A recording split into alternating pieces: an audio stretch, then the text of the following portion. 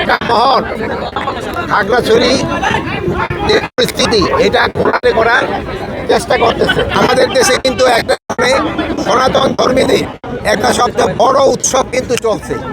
এই উৎসবটাকে যেন আমরা শান্তিপূর্ণভাবে করার জন্য আমরা সব ধরনের প্রস্তুতি নিচ্ছি। আর একটা মহল যারা চাচ্ছে যে এই উৎসবটা যেন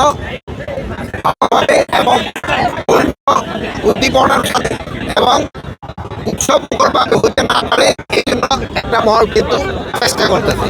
এই একটা মহলে কিন্তু এই খাগড়াছড়িতে এই ঘটনাটা ঘটাচ্ছে। ভারতের ইন্ধনে বা ফ্যাসিস্টদের ইন্ধনে এই ঘটনাটা ঘটাচ্ছে।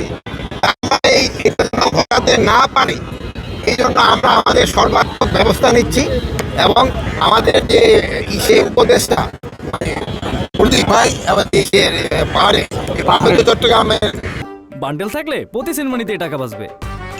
বিকাশ সেনমানি বান্ডেল কিনে জিতুন প্রতি লেনদেনে। উপদেষ্টা উনি ওই জায়গায় আছেন, উনি এই জিনিসটাও দেখতেছেন, উনি আইন শৃঙ্খলা বাহিনী এবং লোকাল লিডারদের সাথে কথা বলছেন। এখন পরিস্থিতি মোটামুটি সন্তোষজনক অবস্থায় আছে।